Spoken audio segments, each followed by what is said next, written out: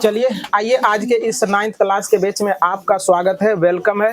तो चलिए आज हम करने जा रहे हैं 9th क्लास के 10वें चैप्टर का ये जो है ना आपका एक्सरसाइज 10.3 का लास्ट सवाल है, यही ना बच्चे।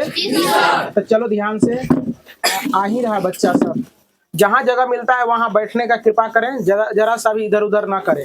तो चलो देखो, इधर घसक जाओ तू लोग, थोड़ा थोड़ा इधर घसक जाओ, घस को।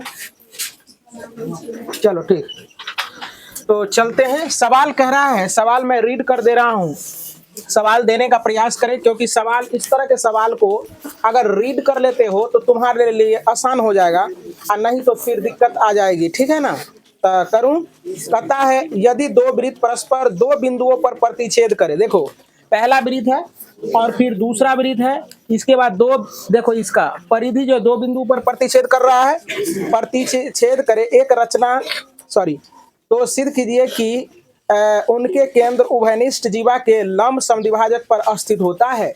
चलो ध्यान से देखने का प्रयास करो। सवाल को मैं पहले समझा दे रहा हूं कि सवाल कह क्या रहा है। देखो ध्यान से देखेगा, समझ में आ जाएगा। दो गो वृत्त है, क्या बच्चे? दो वृत्त है। हम कहता है क्या कि ये दोनों परस्पर एक बिंदु पर दो बिंदु पर प्रतिच्छेद करता है। तो एक वृत्त खींच लेगा, दूसरा वृत्त खींच लेगा, और देखो दो बिंदु पर प्रतिच्छेद कर रहा है, उभयनिष्ठ जीवा इसको खींचेगा। तो देखो इस पर विचार करो, इसके लिए ये जीवा है ना, फिर इसके लिए ये जीवा है ना, तो दोनों के लिए एक ही जीवा है, तो इसी को कहते हैं उभयनिष्ठ जीवा। गॉट इट ना? समझ में आ गया? चलो देखो, लुक हियर, चलो देखो अब कह रहा है क्या कि ये यहाँ से जो ये है, ये जीवा का आधा भाग है, ये आधा भाग, क्या ये दोनों बराबर है, ये सिद्ध करने के लिए कहा है। और साथ ही साथ कहा है बच्ची, पीछे वाले अभी कुछ नहीं करेंगे, बाद में करना है, जो भी करना है। कह रहा है कि ये एंगल और ये एंगल आपको समकोण सिद्ध करना है। बात समझ में आ गया होगा। यदि कोई बच्चे को समझ में ना आवे तो बगैर संकोच किए हुए, बगैर डरे हुए क्या करेंगे, पूछने का प्रयास करेंगे। समझ में आ रही बात? पूछने में कोताही नहीं करनी है ना, क्योंकि टेस्ट तो होता है। ऐसे बारिश के कारण इस बार टेस्ट नहीं हुआ है, लेकिन उम्मीद करते हैं कि शनिवार को टेस्ट होना है कि नहीं। तो चलो देखो, तो अब हम करते हैं इस चीजों को शुरुआत। चलो देखो, जो सिद्ध करना है उस चीजों के लिए हम कर रहे हैं क्या। देखो बच्चे, त्रिभुज, देखो ऊपर वाले त्रिभुज में चल रहे, देखो ए ओ डेश, कोई दिक्कत? अब इस सब को भूल जाना है, इस सब जितना ऐसे समझना है, ये है। अब नीचे में भी है ना, ऐसे है ना, इस प्रकार के त्रिभुज में चलना है। बात समझ में आ रहा है ना? देखो ऐसे है त्रिभुज। तो चलो तो देखो तो बच्चे, त्रिभुज क्या क्या लिखेगा, ए ओ डेश बोलेगा, ए ओ डेश, कोई दिक्कत? और देखो ये सब सवाल बहुत आसान होता है, बशर्ते कि तुमको बताने वाला थोड़ा ढंग से बता दे, है कि नहीं। अब जरा नीचे से ओ क्या करेंगे, बी ओ डेश, क्या इसी के एथी में लिखो, जैसे जिस क्रम में ये लिखे उसी क्रम में लिखो, अच्छा लगेगा। बी ओ डेश, कोई दिक्कत को बच्चा को? अगर दिक्कत हो, ये नहीं कि डर के मारे बोल देना नहीं सर, है ना। अगर दिक्कत है तो बोलना है कि सर दिक्कत है। थोड़ा सा अगर दिक्कत होता है तो कहो बहुत दिक्कत है।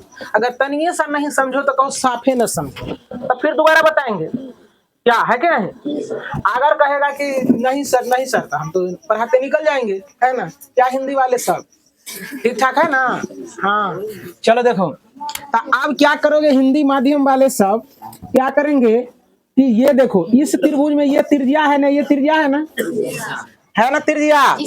तो चलो देखो दो वृत्त था, है ना। तो अब हम क्या करते हैं, ये देखो ये त्रिज्या और ये त्रिज्या बराबर हो जाएगा। तो क्या लिखेंगे, ए ओ बराबर ए ओ बराबर ओ डेश, क्या रे, ओ डेश, दिक्कत नहीं।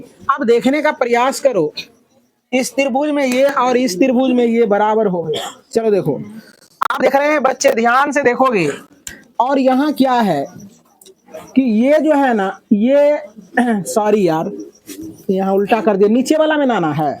तो यहाँ करेंगे ए ओ बराबर बी ओ, ये वाले ये भुजा और ये भुजा लेना है। बात समझ में आ रहा ना? ए ओ बराबर बी ओ, ए ओ बराबर बी ओ। अब देखो बच्चे, अब इस ये करते हैं, ये दोनों बराबर, क्योंकि ये दोनों त्रिज्या है ना बच्चे, तो ये आपस में दोनों बराबर होगा ना, क्योंकि एक वृत्त के केंद्र से जब त्रिज्या खींचेंगे तो जितने भी लाख करोड़ जितने भी त्रिज्या खींचो सबका सब बराबर होता है। समझ में आ गया? तब यहाँ हो जाएगा बच्चे, अब ये त्रिज्या है तो ए ओ डेस बराबर बी ओ डेस होगा बच्चे, बी ओ डेस। कोई दिक्कत? अब देखो ये क्या है, दोनों में ये जो है ना, ये दोनों में है ना, उभयनिष्ठ है, तो क्या लिखेंगे, ये दोनों में लिख देंगे सुंदर से त्रिज्या। त्रिज्या लिख दिया तो हो गया, त्रिज्या के कारण एग्जामिनर समझ जाएगा कि त्रिज्या था, इसलिए त्रिज्या के कारण ये बराबर किया है। समझ में आ रहा ना? पूरा सीधा बैठो, पीछे कुछ कुछ बच्चा लिखने भी लगते हैं, लिखने से कुछ नहीं होगा। समझ में आ रहा ना? पहले समझो, है ना? अब उभयनिष्ठ तो ओ डेस बराबर ओ डेस होगा बच्चे, उभयनिष्ठ उभयनिष्ठ। कोई बच्चा को दिक्कत हो रहा है? उभयनिष्ठ। तो अब बताओ, तुम ही लोग बच्चे बता दो कि कौन सा प्रमेय के कारण ये सर्वांगसम हो जाएंगे? हो जाएगा ना? तो चलो लिखेंगे त्रिभुज, इसलिए एस एस एस सर्वांग समता नियम से त्रिभुज ए ओ डेस, क्या रे बच्चे, सर्वांगसम हो जाएंगे त्रिभुज बी ओ डेस। कोई दिक्कत कोई बच्चा को? अब बच्चे जब ये चीज तुम समझ गया तो इसीलिए देयरफॉर, इसीलिए अब ये और ये दोनों त्रिभुज सर्वांगसम हो गए। तो सर्वांगसम त्रिभुज के सभी पीछे वाले बच्ची को समझ में नहीं आ रहा है। अगर जो बच्चा समझेगा ना तो वो एकाग्रचित्त रहता है, एकदम पूरा सीरियसली रहता है, और वो टठर मठर कर रही है ना? जो बच्चा जैसे कि फिल्म तू लोग देखता है ना, तब फिल्म में देखो ऐसे करके टकटकी लगे रहता है मोबाइल में या चाहे टीवी में चिपका रहता है, और जरा सा उधर से कोई बोलता है तो बड़ी जोर से गुस्सा चढ़ता है ना?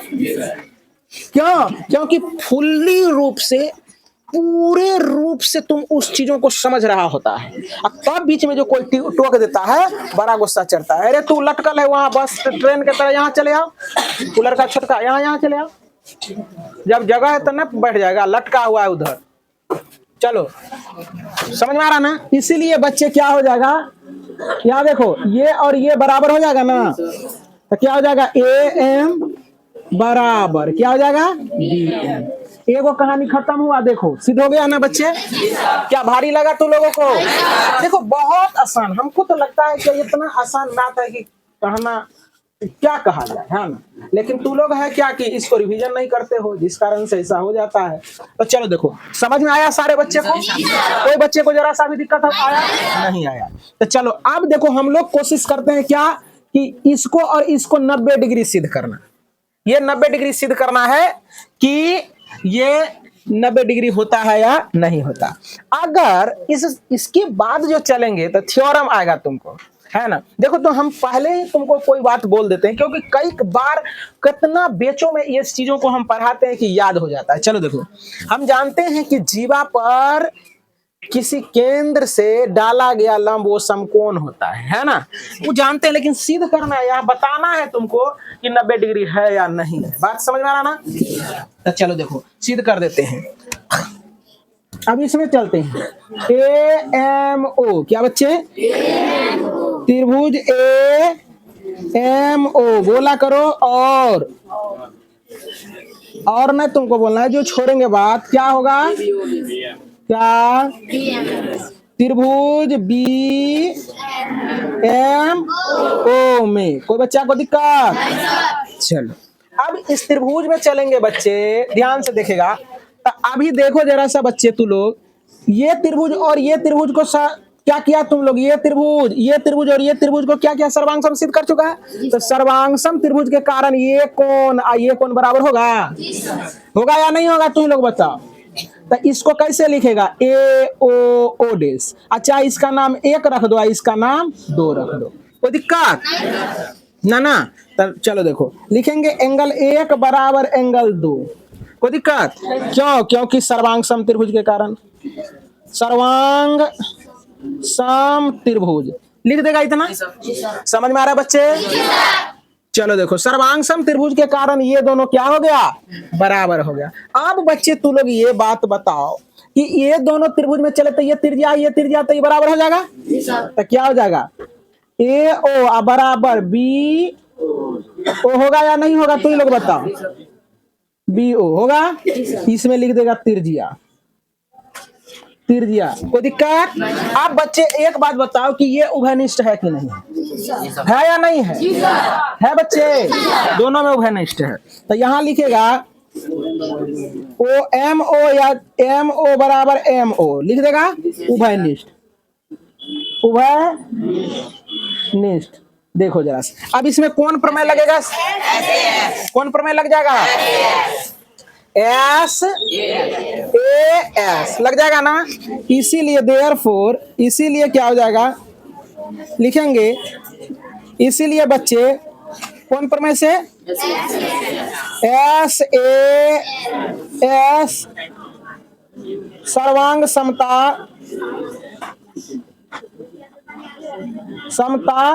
क्या नियम से त्रिभुज क्या रे? ए एम ओ सर्वांग सम हो जाएंगे त्रिभुज बी एम। ओके कोई दिक्कत? अच्छा जब ये सर्वांग सम हो गया बच्चे तो इसीलिए क्या हो जाएगा? ये एंगल और ये एंगल बराबर हो जाएगा। तो इसीलिए बच्चे therefore angle A M O क्या रे? ए एम ओ बराबर एंगल क्या हो जाएगा? B M O. कोई दिक्कत?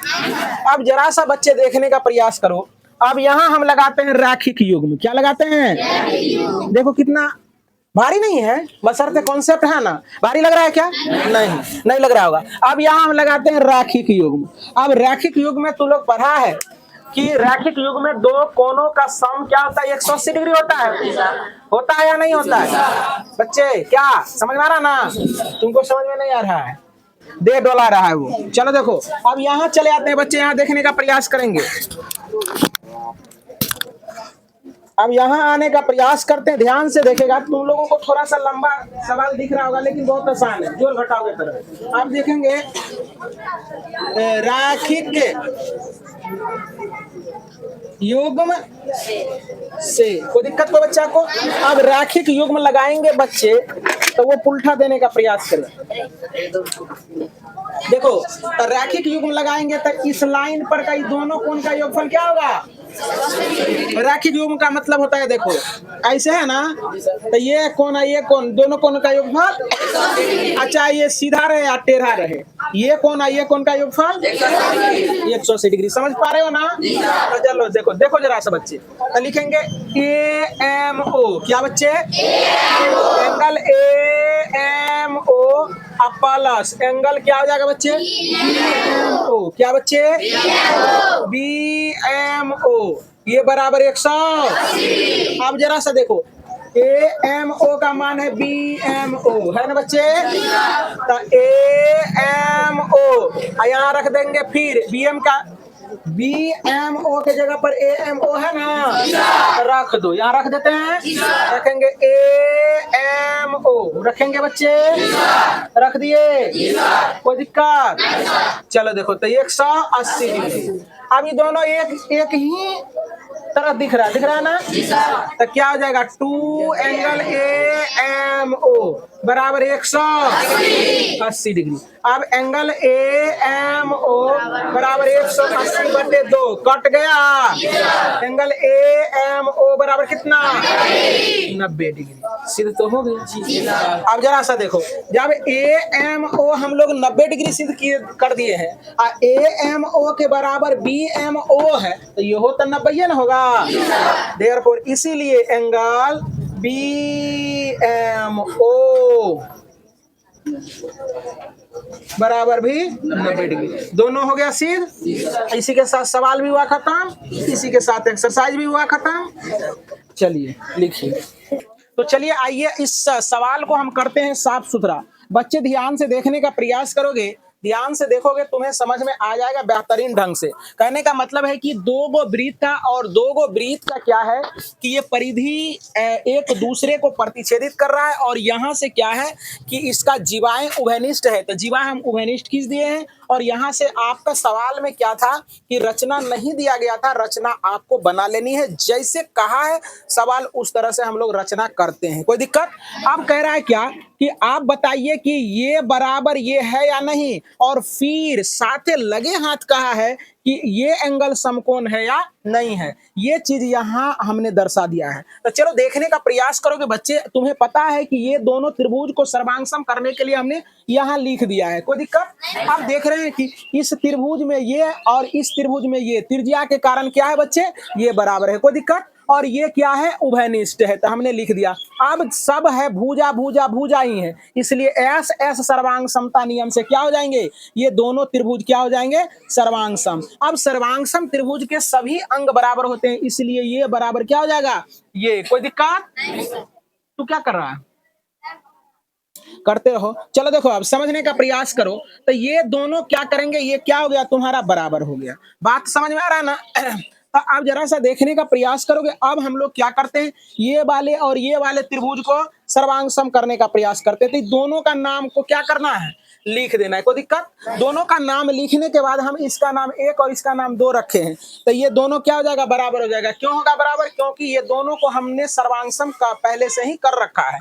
अब जरा सा देखो, ये क्या हो जाएगा, त्रिज्या के कारण ये और ये बराबर हो जाएगा बच्चे, और ये उभयनिष्ठ है। तो इसी के कारण क्या हो जाएगा, एस ए एस प्रमेय से ये क्या हो जाएगा, सर्वांगसम। अब हम लोग यहाँ क्या करते हैं, यहाँ लगाते हैं रैखिक युग्म। यहाँ क्या लगाते हैं, रैखिक युग्म। अब रैखिक युग्म जब लगाते हैं तो क्या होता है कि ये दोनों कोणों का सम क्या हो जाएगा, 180 डिग्री। कितने डिग्री हो जाएगा, 180 डिग्री। अब बराबर, या जब ये बराबर ये था बच्चे, हम किसी के जगह पर किसी को रख सकते हैं। कोई दिक्कत? तो ए एम ओ को रखा और इसके जगह पर ए एम ओ रख दिए, तो ये twice of A M O हो गया और यहाँ से भाग लग गया तो ये 90 डिग्री हो गया। अब ये दोनों जब बराबर है तो इसका मतलब दोनों का मान 90 डिग्री हो जाएगा। तो उम्मीद करते हैं कि सारे बच्चे को समझ में आया होगा।